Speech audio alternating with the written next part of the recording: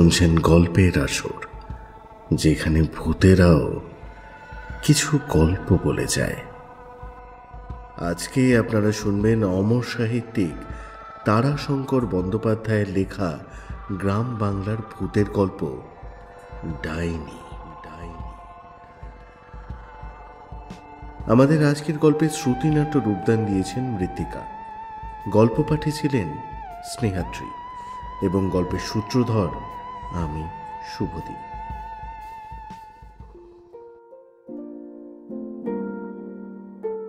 কে কবে নামকরণ করেছিল সেই ইতিহাস পৃথিবীর গর্ভে সমাহিত হয়ে গেছে, কিন্তু নামটি আজও পূর্ণ গৌরবে বর্তমান।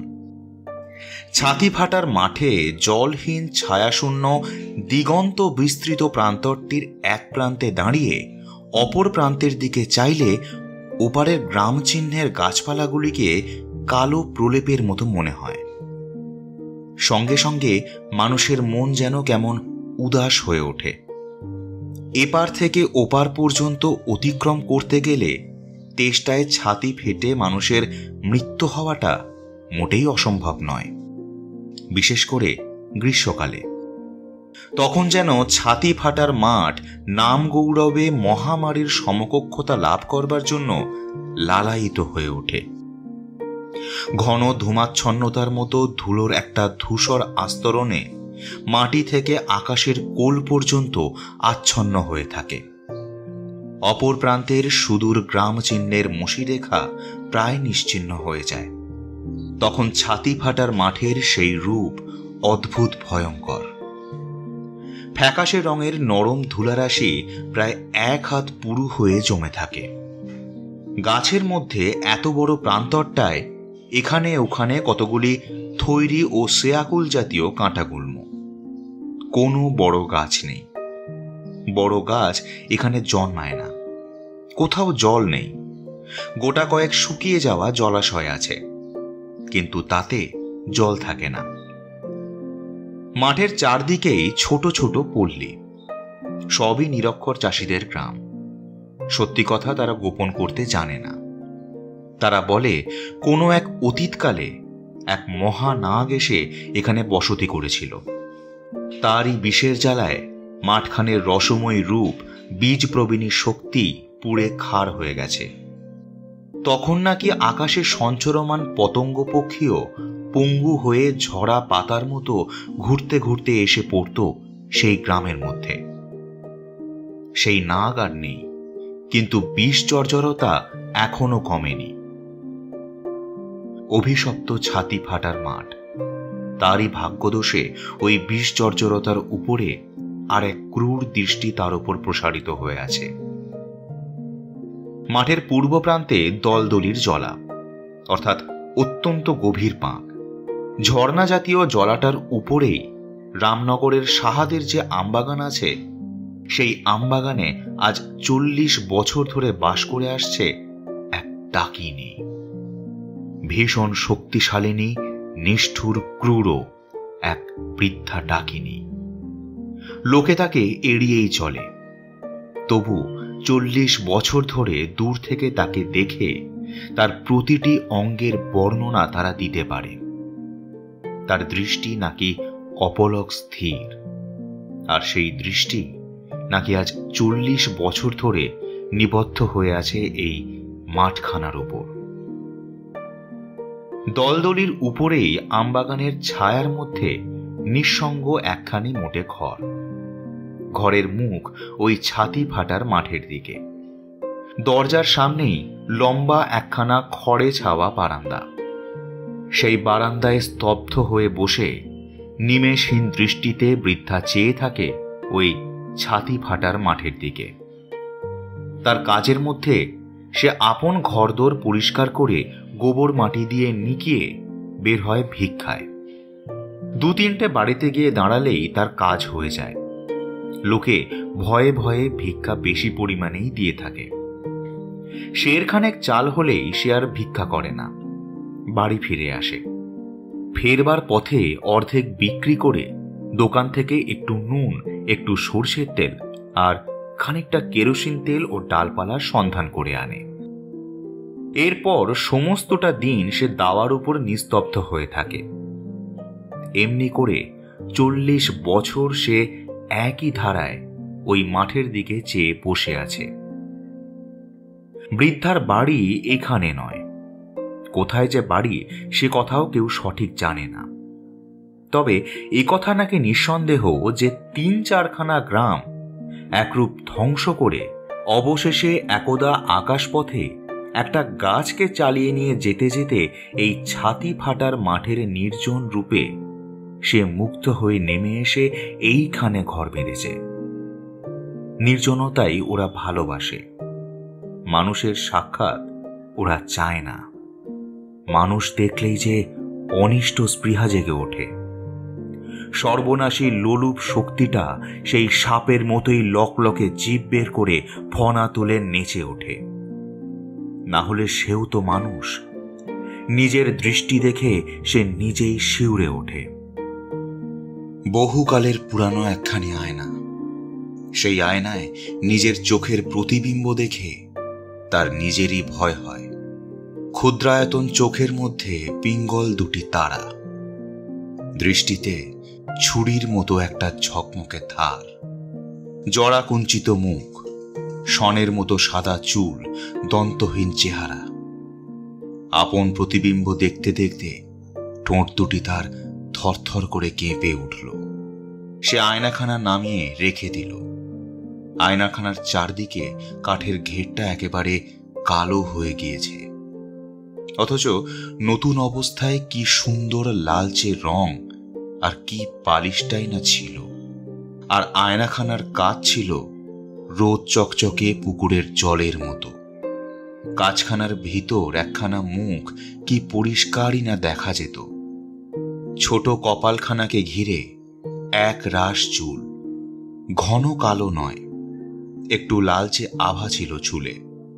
কপালের নিচেই টিকলো নাক। চোখ দুটি ছোটই ছিল, চোখের তারা দুটিও খয়েরি রঙেরই ছিল। লোকেও সেই চোখ দেখে ভয় করত, কিন্তু তার বড় ভালো লাগত। ছোট চোখ দুটি আরো একটু ছোট করে তাকালে মনে হতো আকাশের কোল পর্যন্ত এই চোখ দিয়ে দেখা যায়। অকস্মাৎ সে শিউরে উঠল। নরুন দিয়ে চেরা ছুরির মতো চোখে, বিড়ালির মতো এই দৃষ্টিতে যাকে তার ভালো লাগে তার আর রক্ষা থাকে না। কোথা দিয়ে যে কি হয়ে যায়, কেমন করে যে হয়ে যায় সে বুঝতে পারে না, তবে হয়ে যায়। প্রথম দিনের কথা তার মনে পড়ে যায়। বুড়ো শিবতলার সামনেই দুর্গাসায়রের বাঁধা ঘাটের ভাঙা রানার উপর সে দাঁড়িয়েছিল। জলের তলে তার ছবি উল্টো দিকে মাথা করে দাঁড়িয়ে জলের ঢেউয়ে এঁকে বেঁকে লম্বা হয়ে যাচ্ছিল। জল স্থির হলে লম্বা ছবিটি অবিকল তার মতো 10-11 বছরের মেয়েটি হয়ে তারই দিকে চেয়ে হাসছিল। হঠাৎ বামুনবাড়ির হারু চৌধুরী এসে তার চুলের মুঠি ধরে টেনে শান বাঁধানো সিঁড়ির উপর তাকে আছাড় দিয়ে ফেলে দিয়েছিল। তার সেই রূঢ় কণ্ঠস্বর সে এখনো শুনতে পায়। হারামজাদি ডাইনি, তুমি আমার ছেলেকে নজর দিয়েছো? হ্যাঁ, তোমার এত বড় বার, খুন করে ফেলবো হারামজাদিকে। হারু সরকারের সেই ভয়ঙ্কর মূর্তি যেন স্পষ্ট চোখের উপর ভাসছে। সে ভয়ে বিহবল হয়ে চিৎকার করে কাঁদছিল। ওগো বাবু গো, তোমার দুটি পায়ে পড়ি গো। আম দিয়ে মুড়ি খেতে দেখে যদি তোর লোভই হয়েছিল, তবে সে কথা বলিসনি কেন হারামজাদি? হ্যাঁ হ্যাঁ, লোভ তো তার হয়েই ছিল, সত্যিই হয়েছিল। মুখের ভিতরটা তো জলে ভরে পরিপূর্ণ হয়েছিল। হারামজাদি, আমার ছেলের পেট যন্ত্রণা করছে। সে আজও অবাক হয়ে যায়। কেমন করে এমন হয়েছিল, কেমন করে এমন হয়? কিন্তু এই যে সত্যি, তাতে তো আর কোনো সন্দেহ নেই। তার স্পষ্ট মনে পড়ছে সে হারু সরকারের বাড়ি গিয়ে অঝোর ঝরে কেঁদেছিল, আর বারবার মনে মনে বলেছিল, হে ঠাকুর, ভালো করে দাও, ওকে ভালো করে দাও, দৃষ্টি আবার ফিরিয়ে নিচ্ছি, এই নিলাম। আশ্চর্যের কথা, কিছুক্ষণ পরেই বার দুই বমি করে ছেলেটি সুস্থ হয়ে ঘুমিয়ে পড়েছিল। সরকার বলেছিল, ওকে একটা আম আর দুটো মুড়ি দাও দেখি। সরকার গিন্নি একটা ঝাঁটা তুলে বলেছিল, সাই দিব হারামজাদির মুখে, মা বাপ মোরা অনাথ মেয়ে বলে দয়া করি। যেদিন হারামজাদি আসে সেই দিনই আমি ওকে খেতে দিই। আর ও কিনা আমার ছেলেকে নজর দেয়, আবার দাঁড়িয়ে দাঁড়িয়ে শুনছে। দেখো, ওর ওই চোখের দৃষ্টি দেখে বরাবর আমার সন্দেহ ছিল। কখনো আমি ওর সামনে ছেলেপুলেকে খেতে দিইনি। আজ আমি কোকাকে খেতে দিয়ে ঘাটে গিয়েছি, আর ও কখন এসে একেবারে সামনে দাঁড়িয়েছে। সে কি দৃষ্টি ওর, বাপরে বাপ! লজ্জায় ভয়ে সে পালিয়ে গিয়েছিল। সেদিন রাতে সে গ্রামের মধ্যে কারোর বাড়ির দাওয়ায় শুতে পারেনি। শুয়েছিল গ্রামের প্রান্তে ওই বুড়ো শিবতলায়। অঝরে সে সমস্ত রাত কেঁদেছিল আর বলেছিল, হে ঠাকুর, আমার দৃষ্টিকে ভালো করে দাও, দাও আমাকে কানা করে দাও। গভীর একটা দীর্ঘশ্বাস মাটির মূর্তির মতো নিষ্পন্দ বৃদ্ধার অবয়বের মধ্যে এতক্ষণে ক্ষীণ একটি চাঞ্চল্যের সঞ্চার করল। তার ঠোঁট দুটো থরথর করে কাঁপতে লাগল। পূর্বজন্মের পাপের যে খণ্ডন নেই, দেবতার দোষই বা কি, আর সাধ্যই বা কি। বেশ মনে আছে, গৃহস্থের বাড়িতে সে আর ঢুকবে না বলে ঠিক করেছিল। বাইরের দরজা থেকেই সে ভিক্ষা চাইত। গলা দিয়ে যেন কথা বের হতে চাইত না। কোনো মতে বহু কষ্টে বলতো, দুটি ভিক্ষে পাই মা, হরি বল। এই এই এই, কে রে তুই বুঝি?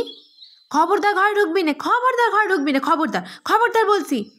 না মা, ঘরে ঢুকবো না মা।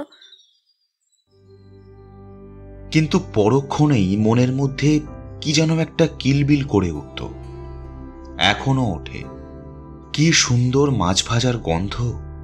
আহা হা, বেশ খুব বড় পাকা মাছের থানা বোধ হয়। এই এই এই এই হারামজাদি বেহায়া, এই হারামজাদি বেহায়া, উঁকি মারছে দেখো, সাপের মতো উঁকি মারছে। ছি ছি ছি, সত্যিই তো সে উঁকি মারছে। রান্নাশালার সমস্ত আয়োজন তার নরুন চেরা ছোট্ট চোখের এক দৃষ্টিতে দেখা হয়ে গিয়েছে। মুখের ভিতর জিভের তলা থেকে ঝর্ণার মতো জল উঠছে। বহুকালের গড়া জীর্ণ বিবর্ণ মাটির মূর্তি কোথায় যেন একটা নাড়া পেয়ে দুলে উঠল। ফাট ধরা শিথিল গ্রন্থি অঙ্গপ্রত্যঙ্গগুলি শৃঙ্খলাহীন অসম গতিতে চঞ্চল হয়ে পড়ল। অস্থিরভাবে বৃদ্ধা এবার নড়ে চড়ে বসল। বাঁ হাতের শীর্ণ দীর্ঘ আঙুলগুলোর নখ দাওয়ায় মাটির উপর বিঁধে গেল। কেন এমন হয়? কেমন করে এমন হয়? সে কথা সারা জীবন ধরেও যে বুঝতে পারা গেল না। অস্থির চিন্তায় দিশেহারা মনের কাছে সমস্ত পৃথিবী যেন হারিয়ে যায়। কিন্তু সে তার কি করবে?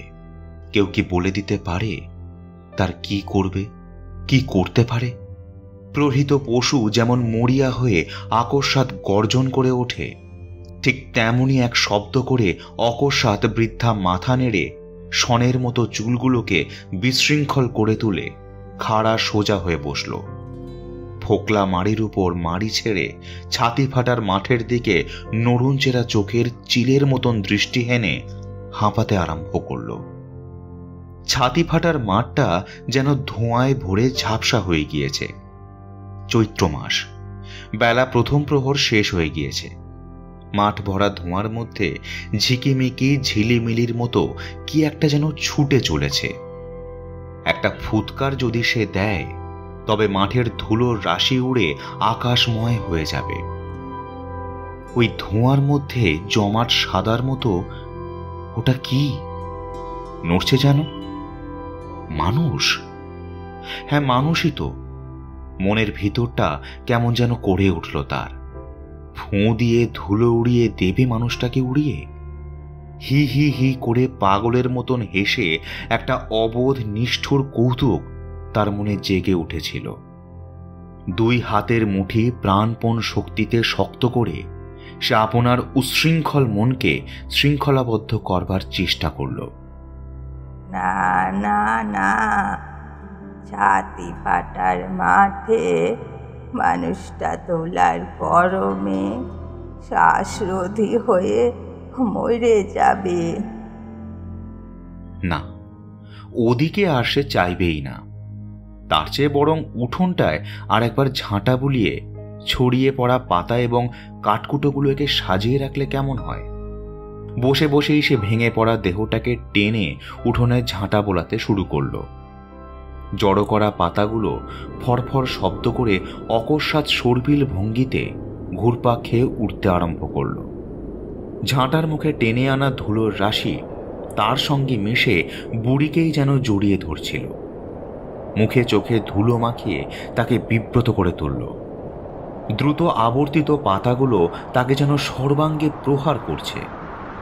জরাগ্রস্ত রোমহীন আহতা মার্জারির মতো ক্রুদ্ধ মুখভঙ্গি করে বৃদ্ধা তার নিজের ঝাঁটা গাছাটা আস্ফালন করে বলে উঠল, বেরো বেরো বেরো।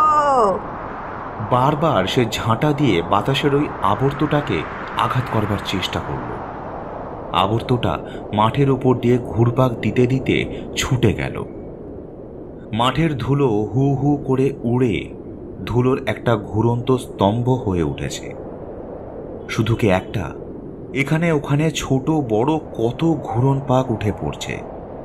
মাঠটা যেন নাচছে, একটা যেন হাজারটা হয়ে উঠেছে। একটা অদ্ভুত আনন্দে বৃদ্ধার মন শিশুর মতো অধীর হয়ে উঠল। সহসা সে নিজের দেহে উঠে দাঁড়িয়ে ঝাঁটা শুদ্ধ হাতটা প্রসারিত করে সাধ্যমতো গতিতে ঘুরতে আরম্ভ করল। কিছুক্ষণের মধ্যেই সে টলতে টলতে বসে পড়ল। পৃথিবীর এক মাথা উঁচু হয়ে তাকে যেন গড়িয়ে কোনো অতলের দিকে ফেলে দিতে চাইছে। উঠে দাঁড়াবার শক্তিও তার ছিল না। ছোট শিশুর মতন হামাগুড়ি দিয়ে সে দাওয়ার দিকে অগ্রসর হল। দারুণ তৃষ্ণায় গলা পর্যন্ত শুকিয়ে গিয়েছে। কে রয়েছে গো ঘরে? জলে পচা নরম মরা ডালের মতো বৃদ্ধা বেঁকে চুড়ে দাওয়ার একধারে পড়েছিল। মানুষের কণ্ঠস্বর শুনে কোনো মতে মাথা তুলে সে বলল, কে?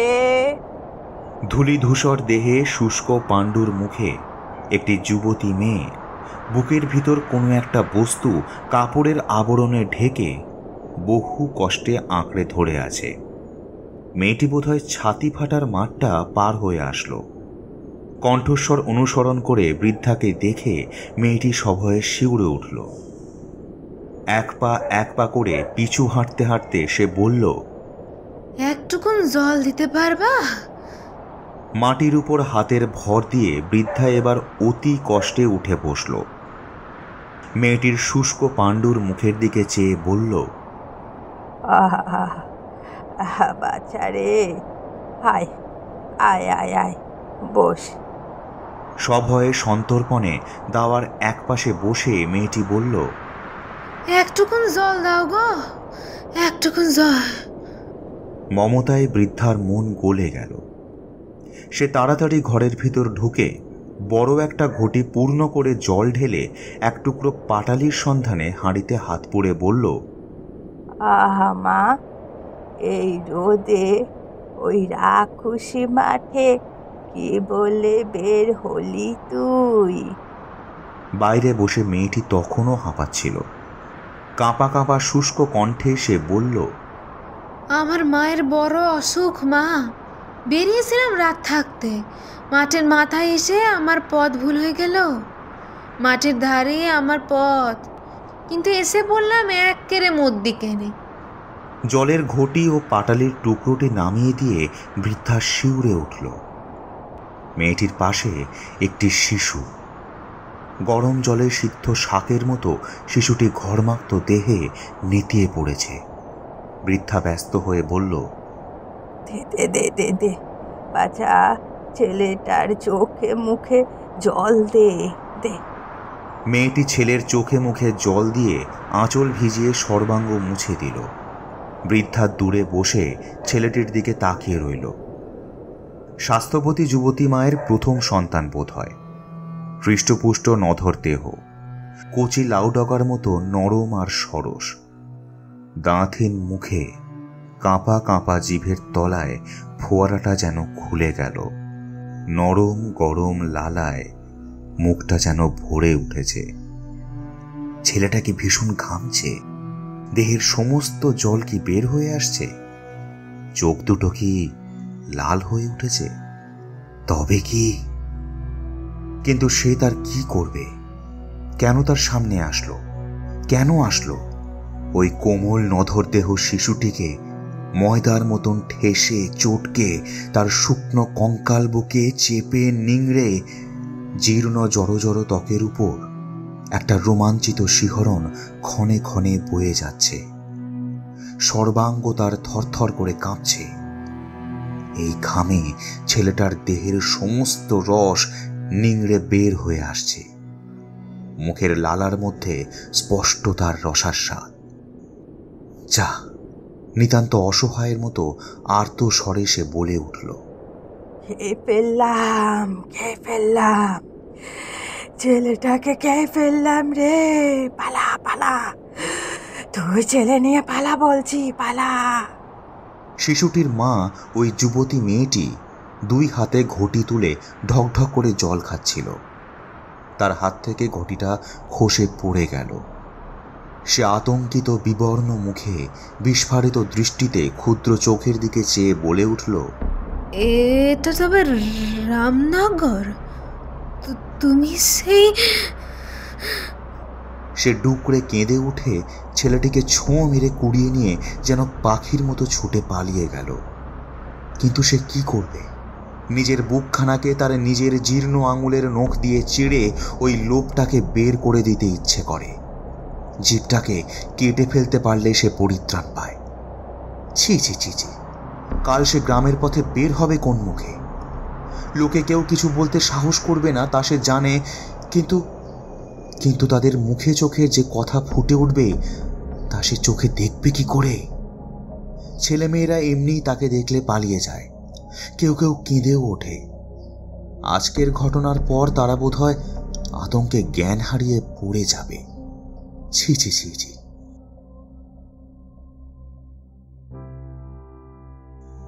এই লজ্জায় একদিন সে গভীর রাতে নিজের গ্রাম ছেড়ে পালিয়ে গিয়েছিল। সেদিনের কথা তার স্পষ্ট মনে আছে। তখন সে তো অনেকটাই ডাগর হয়েছে। তাদেরই স্বজাতিয়া সাবিত্রীর পূর্বদিন রাত্রে খোকা হয়েছে।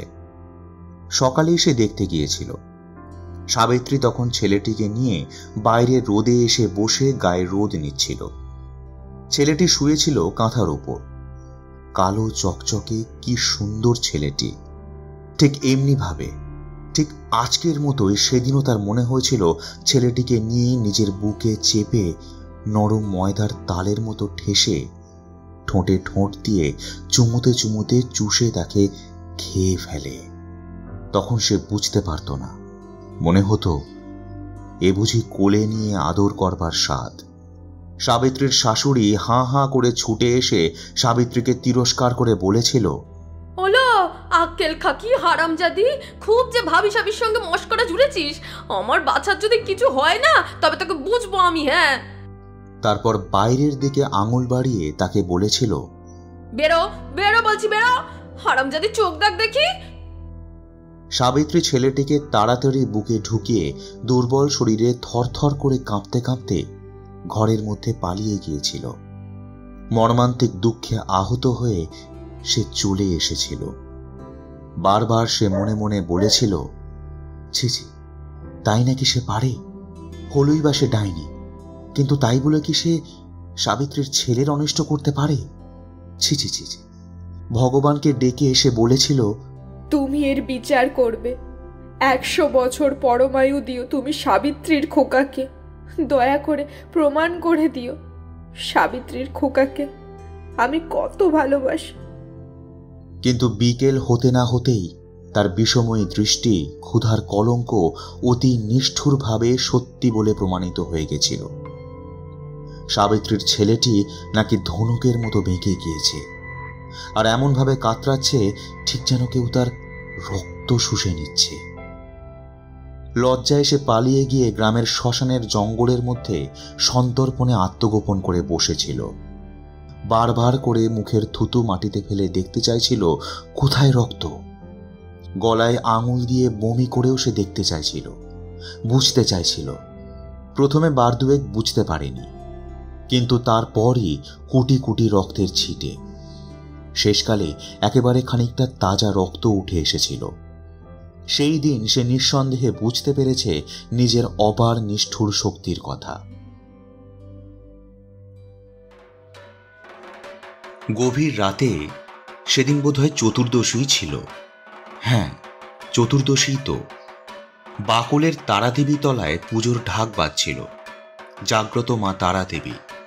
পূর্ণিমার আগের প্রতি চতুর্দশীতে মায়ের পুজো হয়, বলিদান হয়, কিন্তু মা তারাও তাকে দয়া করেননি। কতবার সে মানত করেছে, মা আমাকে ডাইনি থেকে মানুষ করে দাও, আমি তোমাকে বুক চিরে রক্ত দেব, কিন্তু মা মুখ তুলে চাননি। তো কেমন লাগছে আমাদের গল্প? ভালো মন্দ যাই লাগুক না কেন জানান আমাদের। নিচের কমেন্ট বক্সও খোলাই রয়েছে আপনাদের জন্য। ও হ্যাঁ, সাবস্ক্রাইব করতে ভুলবেন না যেন। গল্পের আসর, যেখানে ভূতেরাও কিছু গল্প বলে যায়। একটা দীর্ঘ নিঃশ্বাস ফেলে বৃদ্ধার মন দুঃখে হতাশায় উদাস হয়ে গেল। মনের সকল কথা ছিন্নক্ষত্র ঘুড়ির মতো শিথিল দোল খেতে খেতে ভেসে কোন নিরুদ্দেশ লোকে যেন হারিয়ে যাচ্ছে। ছোট্ট ছোট্ট চোখের খয়েরি তারায় অর্থহীন দৃষ্টি জেগে উঠল। সে সেই দৃষ্টি মেলে ছাতি ফাটার মাঠের দিকে চেয়ে বসে রইল। ছাতি ফাটার মাঠ ধুলায় ধূসর, বাতাস স্তব্ধ। ধুলায় ধূসর গাঢ় নিস্তরঙ্গ আস্তরণের মধ্যে সমস্ত যেন বিলুপ্ত হয়ে গিয়েছে। সেই অপরিচিতা পথচরেণী মেয়েটির ছেলেটি এই গ্রাম থেকে খান্দুই গ্রাম পার হয়ে পথেই মরে গেছে। যে ঘাম সে ঘামতে আরম্ভ করেছিল, সে ঘাম আর থামেনি। দেহের সমস্ত রস নিংড়ে কে যেন বার করে দিল। কে আবার? ওই সর্বনাশী মেয়েটি বুক চাপড়াতে চাপড়াতে বলেছিল, কেন এলাম গো আমি, কেন এলাম গো আমি এই ডাইনির কাছে, কেন এলাম গো, আমি কি করলাম, কেন এলাম গো এই ডাইনির কাছে, কেন এলাম? লোকে শিউরে উঠল, তার মৃত্যু কামনা করল। একবার জন কয়েক জোয়ান ছেলে তাকে শাস্তি দেবার জন্য ঝর্ণাটার কাছে এসেও জড়ো হলো। বৃদ্ধা ডাইনি রাগে সাপিনীর মতো ফুঁসে উঠল। সে তার কি করবে? সে আসলো কেন? তার চোখের সামনে এমন সরল লাবণ্য কোমল দেহ সে ধরল কেন? হঠাৎ অত্যন্ত রাগে সে এক চিলের মতো চিৎকার করে উঠল তীব্র তীক্ষ্ণ স্বরে।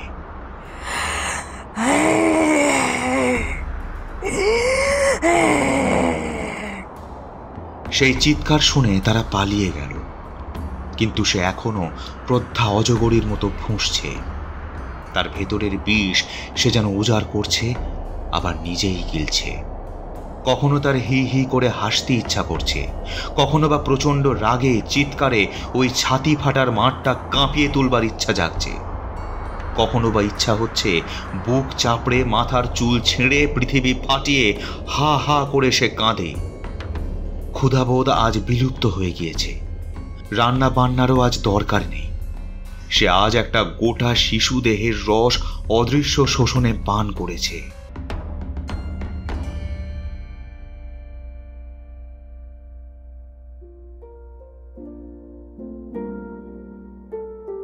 ঝিরঝির করে বাতাস বইছিল।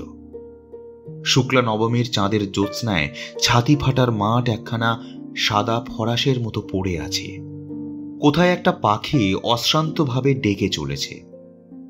আম গাছগুলোর মধ্যে ঝিঁঝি পোকা ডাকছে। ঘরের পিছনে ঝর্ণার ধারে দুটো লোক যেন মৃদু গুঞ্জনে কথা বলছে।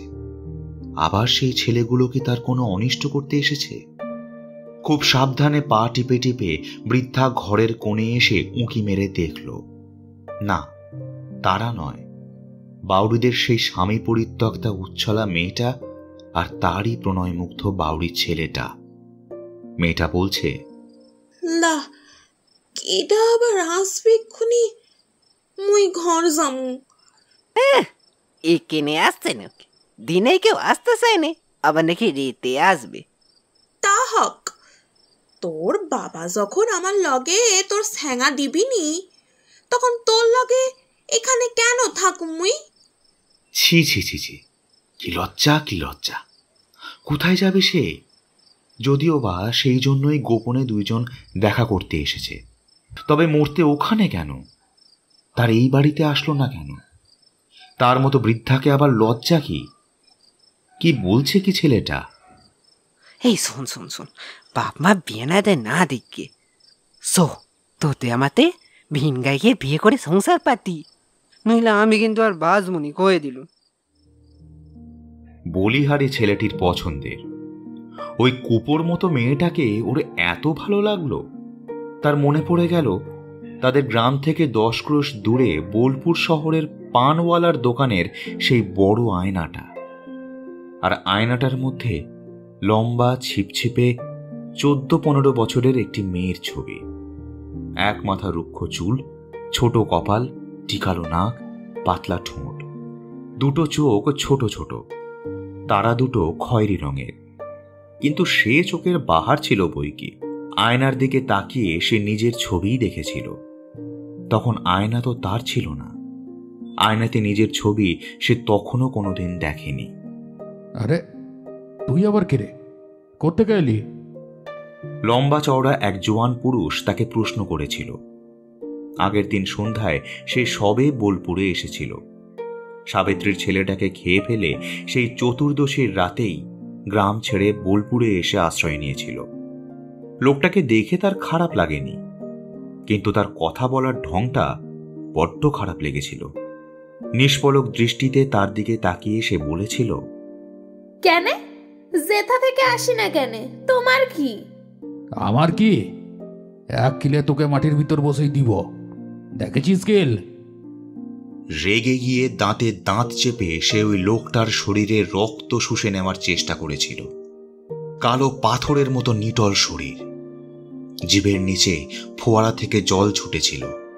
কোনো উত্তর না দিয়ে তীব্র তির্যক ভঙ্গিতে লোকটার দিকে চাইতে চাইতে সে চলে এসেছিল। সেদিন সূর্য ডুববার সঙ্গে সঙ্গেই পূর্ব দিকে চুনে হলদে রঙের প্রকাণ্ড থালার মতো নিটোল গোল চাঁদ উঠেছিল। বোলপুরের একেবারে শেষে রেল লাইনের ধারে বড় পুকুরটার বাঁধা ঘাটে বসে আঁচল থেকে মুড়ি খেতে খেতে সে ওই চাঁদের দিকে তাকিয়েছিল। চাঁদের আলো তখনও পুরোপুরি সাদা হয়ে ওঠেনি। ঘোলাটে আবছা আলোয় চারিদিক ঝাপসা দেখাচ্ছিল। হঠাৎ কি যেন এসে তার সামনে দাঁড়াতেই সে চমকে উঠেছিল। সেই লোকটা, সে হি হি করে হেসেছিল। হাসলে তার গালে টোল পড়ত। সে বলেছিল, কথার জবাব না দিয়ে পালাই এলি যে? এই দেখো, তুমি যাও বলছি, নইলে আমি চেঁচাবো। চেঁচাবি? দেখছিস পুকুরের পাক, টুটি টিপে তোকে পুঁতে দেবো ওই পাকে। তার ভয় হয়েছিল। সে ফ্যাল ফ্যাল করে তার মুখের দিকে তাকিয়ে বসেছিল। লোকটা হঠাৎ মাটির উপর ভীষণ জোরে পা ঠুকে চিৎকার করে একটা ধমক দিয়ে উঠেছিল। ধ্যাত! সে আঁতকে উঠেছিল। লোকটার তাতে হি হি করে সে কি হাসি! সে একবার কেঁদে ফেলেছিল। লোকটা অপ্রস্তুত হয়ে বলল, দূর প্যাচকা দুনে মেয়ে কোথাকার, ভাগ! তার কণ্ঠস্বরে স্পষ্ট স্নেহের আভাস ফুটে উঠেছিল। সে কাঁদতে কাঁদতেই বলেছিল, তুমি মারবে নাকি? না না, মারবো কেন? তোকে শুধালাম কোথায় বাড়ি তোর, তুই একেবারে খ্যাক করে উঠলি। তাতেই বলি। এই বলে সে আবার হি হি করে হাসতে লাগলো। আমার বাড়ি অনেক দূর, পাথরঘাটা। কি নাম বটে তোর? কি জাত? নাম বটে আমার সরধ্বনি, লোকে ডাকে সরা বলে। আমরা ডোম বটে। আমরাও ডোম। তা ঘর থেকে পালাই এলি কেনে? তার চোখে আবার জল আসছিল। সে চুপ করে ভাবছিল কি বলবে। রাগ করে পালাই আসছিস বুঝি? না। তবে আমার বাবা মা কেউ নাইকো কিনা, কে খেতে পড়তে দেবে, তাই খেতে খেতে এসেছি হে থাকে। বিয়ে করিস নাই কেনে? বিয়ে? সে অবাক হয়ে লোকটার মুখের দিকে চাইছিল। তাকে, তার মতন ডাইনিকে কে বিয়ে করবে? সে শিউরে উঠেছিল। তারপর হঠাৎ সে কেমন লজ্জায় অভিভূত হয়ে পড়েছিল। বৃদ্ধ আজও অকারণে মাথা নিচু করে মাটির উপর ক্রমাগত হাত বুলিয়ে ধুলো কাঁকড় জড়ো করতে আরম্ভ করল। সকল কথার সূত্র যেন হারিয়ে গেছে। মালা গাঁথতে গাঁথতে হঠাৎ সুতো থেকে সূঁচটা পড়ে গেল। প্রচণ্ড মশা। মৌমাছির চাক ভাঙলে যেমন মাছিগুলো মানুষকে ছেঁকে ধরে, ঠিক তেমন করেই সর্বাঙ্গে ছেঁকে ধরেছে। কই, মেয়েটার ছেলেটার কথাবার্তা তো আর শোনা যায় না। চলে গেছে। সন্তর্পণে ঘরের দেওয়াল ধরে বৃদ্ধা এসে দাওয়ার উপরে বসল। কাল আবার ওরা নিশ্চয়ই আসবে। তার ঘরের পাশাপাশি জায়গার মতো আর নিরিবিলি জায়গা কোথায়? এই এলাকার কেউ এখানে আসতে সাহস করবে না। তবে ওরা ঠিক আসবে। ভালোবাসায় কি ভয় আছে? হঠাৎ তার মনটা কিলবিল করে উঠল। আচ্ছা, ওই ছোঁড়াটাকে সে খাবে? শক্ত সমর্থ জোয়ান শরীর। সঙ্গে সঙ্গে শিউরে উঠে বারবার সে ঘাড় নেড়ে অস্বীকার করে উঠল, না না, একদম না। কয়েক মুহূর্ত পরে সে আপন মনে দুলতে আরম্ভ করল। তারপর উঠে উঠোনে ক্রমাগত ঘুরে বেড়াতে শুরু করে দিল। আজ যে সে একটা শিশুকে খেয়ে ফেলেছে, আজ তো ঘুমোবার তার উপায় নেই। ইচ্ছে হয় এই ছাতি ফাটার মাঠটা পার হয়ে অনেক দূর সে চলে যায়। লোকে বলে সে গাছ চালাতে জানে। জানলে কিন্তু ভালোই হতো। গাছের উপর বসে আকাশ মেঘ চিড়ে হু হু করে সে যেখানে ইচ্ছা চলে যেত। কিন্তু এই মেয়েটার ছেলেটার কথাগুলো তখন শোনা হতো না। ওরা ঠিক কাল আবার আসবে।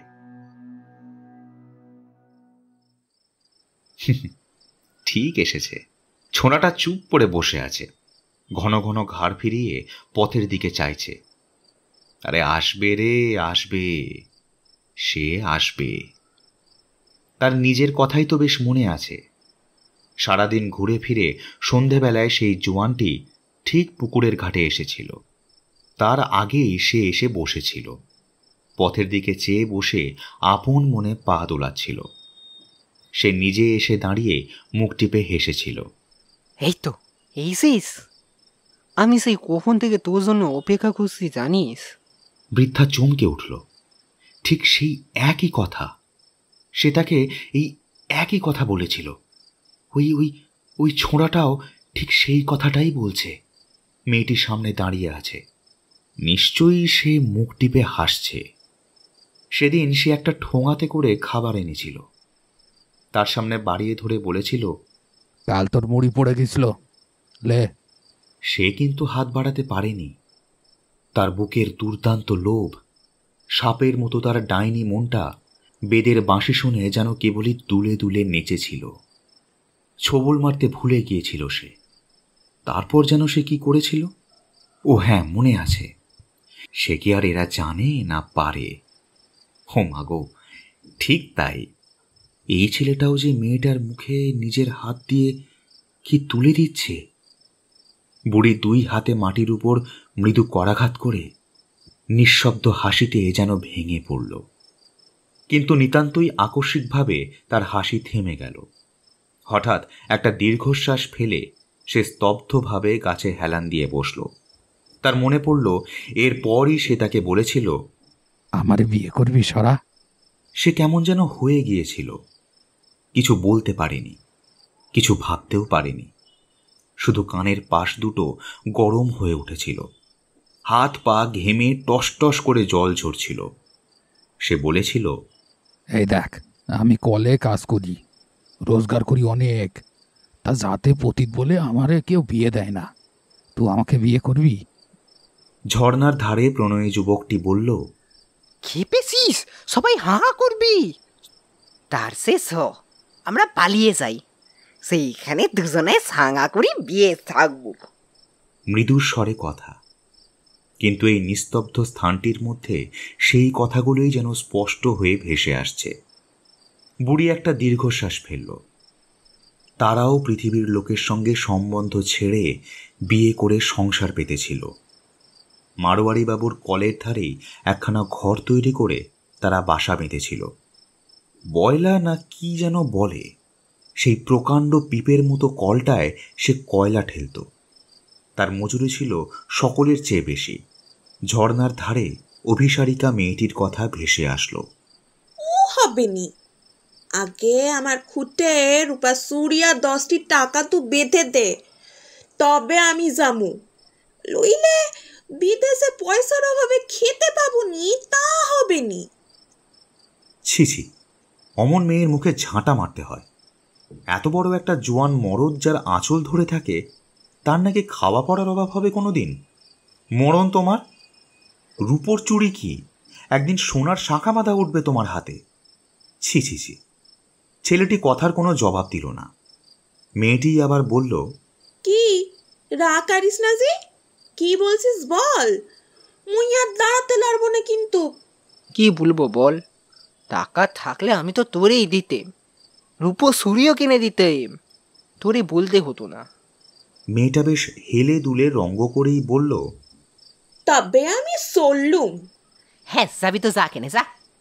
আর যেন ডাকিস নি। বেশ বেশ বেশ, ডাকবুনিকো ডাকবুনিকো, যা। অল্প একটু দূরে যেতেই সাদা কাপড় পরা মেয়েটি ফুটফুটে চাঁদনির মধ্যে যেন মিশে গেল। ছেলেটা চুপ করে ঝর্ণার ধারে বসে রইল। আহা, ছেলেটার যেমন কপাল, শেষ পর্যন্ত ছেলেটা যে কি করবে কে জানে। হয়তো বৈরাগী হয়েই চলে যাবে, নয়তো গলায় দড়ি দিয়েই বসবে। বৃদ্ধা শিউরে উঠল। ওর চেয়ে তার রূপার চুড়ি কয়েক গাছা দিলে হয় না? আর টাকা 10 টাকা সে দিতে পারবে না। মোটে তো তার 1 কোটি টাকা আছে, তার মধ্যে থেকে 2 টাকা না হয় 5টা টাকা সে দিতে পারে। তাতে কি হবে? মেয়েটা আর বোধহয় আপত্তি করবে না। আহা, জোয়ান বয়স, সুখের সময়, শখের সময়। আহারে, ছেলেটিকে ডেকে রূপার চুড়ি ও টাকা সে দেবে, আর ওর সঙ্গে নাতি ঠাকুরমার সম্বন্ধ পাতাবে। গোটা কতক চোখা চোখা ঠাট্টা সে যা করবে। মাটিতে হাতের ভর দিয়ে কুঁজোর মতো সে ছেলেটার কাছে এসে দাঁড়ালো। ছেলেটা যেন ধ্যানে বসেছে, লোকজন এলেও খেয়াল নেই। হেসে সে বলল, বলি ও হে লাগর, শুনছ? তাঁতিন মুখের অস্পষ্ট কথার সাড়ায় ছেলেটি চমকে মুখ ফিরিয়ে আতঙ্কে চিৎকার করে উঠল। পর মুহূর্তেই লাফ দিয়ে উঠে সে প্রাণপণে ছুটতে আরম্ভ করল। মুহূর্তে বৃদ্ধারও এক অভাবনীয় পরিবর্তন হয়ে গেল। রেগে ফুলে উঠে সে বলে উঠল, মর মর মর মর। সঙ্গে সঙ্গেই ইচ্ছা হলো ক্রুদ্ধ শোষণে ও রক্ত, মাংস, মেদ, মজ্জা সব নিঃশেষে শুষে খেয়ে ফেলে। ছেলেটা একটা আর্তনাদ করে বসে পড়ল।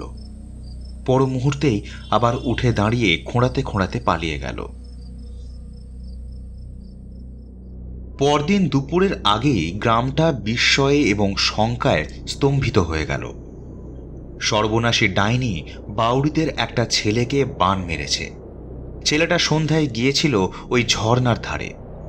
মানুষের দেহরস লোলুপা রাক্ষসী গন্ধে আক্কষ্টা বাঘিনীর মতো জানতে পারে এবং নিঃশব্দে পায়ে পায়ে তার সামনে এসে দাঁড়ায়। ভয়ে ছেলেটা ছুটে পালাবার চেষ্টা করেছিল, কিন্তু রাক্ষসী তাকে বান মেরে মেরে দিয়েছে। অতি তীক্ষ্ণ একটা হাড়ের টুকরো মন্ত্রপুত করে নিক্ষেপ করতেই সেটা এসে তার পায়ে গভীর হয়ে বসে গেছে। টেনে বের করে ফেলতেই সে কি রক্তপাত, তারপরই প্রবল জ্বর, আর কে যেন তার মাথা ও পায়ে চাপ দিয়ে তার দেহখানি ধনুকের মতো বাঁকিয়ে দিয়ে দেহের রস নিংড়ে নিচ্ছে। কিন্তু সে আর কি করবে? কেন সে পালাতে গেল? পালিয়ে যাবে? তার সামনে থেকে পালিয়ে যাবে? সেই তার মতো শক্তিমান পুরুষ যে আগুনের সঙ্গে যুদ্ধ করত, শেষ পর্যন্ত তারই অবস্থা হয়ে গিয়েছিল মাংসশুদ্ধ একটা মাছের কাঁটার মতো। কে এক গুণিন নাকি এসেছে, বলেছে এই ছেলেটাকে সে ভালো করে দেবে। তিলে তিলে শুকিয়ে ফ্যাকাশে হয়ে সে মরছিল। রোগ, ঘুষঘুষে জ্বর, কাশি, তবে রক্ত বমি করেছিল কেন সে? স্তব্ধ দুপুরে উন্মত্ত অস্থিরতায় অধীর হয়ে বৃদ্ধ নিজের উঠোনময় ঘুরে বেড়াচ্ছে। সামনে ছাতি ফাটার মাঠ আগুনে পুড়ছে নিষ্পন্দ শবদেহের মতো। সমস্ত মাঠটার মধ্যে আজ আর কোথাও এতটুকু চঞ্চলতা নেই। বাতাস পর্যন্ত স্থির হয়ে আছে। যাকে সে প্রাণের চেয়েও ভালোবাসত, কোনোদিন যার উপর এতটুকু রাগ করেনি, সেও তার দৃষ্টিতে শুকিয়ে নিঃশেষে দেহে রক্ত তুলে মারা গেছে। আর তার ক্রুদ্ধ দৃষ্টির আক্রোশ আর এই নিষ্ঠুর শোষণ থেকে বাঁচাবে ওই গুণিনটা? হি হি করে অতি নিষ্ঠুরভাবে সে হেসে উঠল। কি ভীষণ হাঁপ ধরেছে তার, দম যেন বন্ধ হয়ে গেল। সে কি যন্ত্রণা! যন্ত্রণায় বুক ফেটে কাঁদতে ইচ্ছা করছে। ওই গুণিনটা বোধ হয় তাকে মন্ত্র পড়ে কাবু করবার চেষ্টা করছে। কর, তোর যথাসাধ্য তুই কর, এখান থেকে কিন্তু পালাতে হবে। তার মৃত্যুর পর বোলপুরের লোকে যখন তার গোপন কথাটা জানতে পেরেছিল, তখন কি দুর্দশাই না তার করেছিল। সে নিজেই কথাটা বলে ফেলেছিল। কালের সেই হাড়িদের শঙ্করীর সঙ্গে তার ভাব ছিল। তার কাছেই সে একদিন মনের আক্ষেপে কথাটা প্রকাশ করে ফেলেছিল। তারপর সে গ্রামের বাইরে একধারে লোকের সঙ্গে সম্বন্ধ না রেখে বাস করে চলেছে। কত জায়গায় যে সে ফিরল, আবার যে কোথায় যাবে কেউ জানে না। ওকে, হঠাৎ এই কাঠফাটা দুপুরের নিস্তব্ধতা ভেঙে একটা কান্নার রোল চারদিকে ছড়িয়ে পড়ল। বৃদ্ধা স্তব্ধ হয়ে শুনে পাগলের মতো ঘরে ঢুকে খিল এঁটে দরজা বন্ধ করে দিল। সন্ধ্যার মুখে সে একটি ছোট পুঁটুলি নিয়ে ওই ছাতি ফাটার মাঠের মধ্যে নেমে পড়ল। পালাবে, সে পালাবেই। একটা অস্বাভাবিক গাঢ় অন্ধকার ঘনিয়ে আসছে, সমস্ত নিথর নিস্তব্ধ। তারই মধ্যে পায়ে পায়ে ধুলো উড়িয়ে বৃদ্ধা ডাইনি পালিয়ে যাচ্ছিল। কতকটা দূর এসে সে বসল, চলবার শক্তি যেন খুঁজে পাচ্ছে না। হঠাৎ আজ বহুকাল পরে তার নিজেরই শোষণে মৃত স্বামীর জন্য বুক ফাটিয়ে সে কেঁদে উঠল। গো, তুমি ফিরে এসো গো, ফিরে এসো।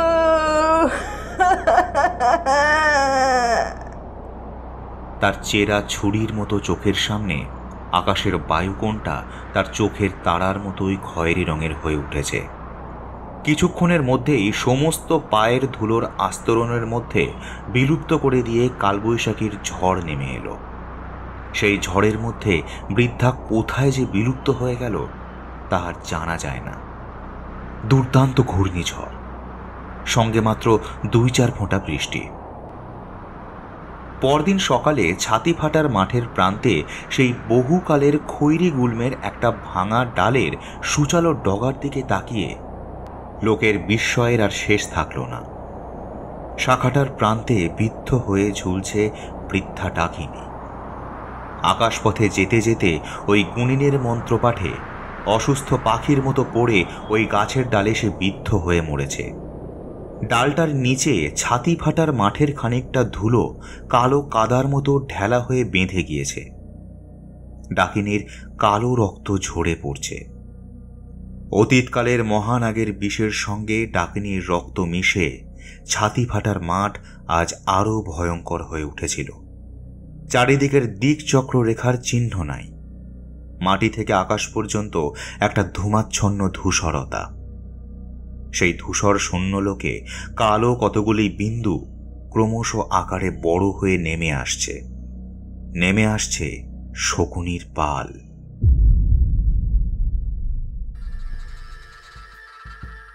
শুনছিলেন অমর সাহিত্যিক তারাশঙ্কর বন্দ্যোপাধ্যায়ের লেখা গ্রাম বাংলার ভূতের গল্প ডাইনি। গল্প পাঠে ছিলেন স্নেহাত্রী। অন্যান্য চরিত্রে অভিনয় করেছেন সোনিয়া, পূজা, সৃষ্টি, মৃত্তিকা, মৌমিতা, ইন্দ্রাণী, ঋদ্ধি, রাকিব ও শুভ্র। শব্দ সংযোজন করেছেন রণজয়। আবহ নির্মাণ করেছেন স্নেহাত্রী। সোশ্যাল মিডিয়া প্রমোশনে নীল এবং খেয়া। প্রচ্ছদ পরিকল্পনা এবং রূপায়ণে সবুজ ঘোষ। শব্দগ্রহণ এবং সমগ্র পরিচালনায় অনিমেষ এবং নীল। শেষ হলো আমাদের বিশেষ নিবেদন ডাইনি। খুব তাড়াতাড়ি আবার আসবো আমরা নতুন কোনো গল্প নিয়ে। ততদিন শুনতে থাকুন গল্পের আসর, যেখানে ভূতেরাও কিছু গল্প বলে যায়।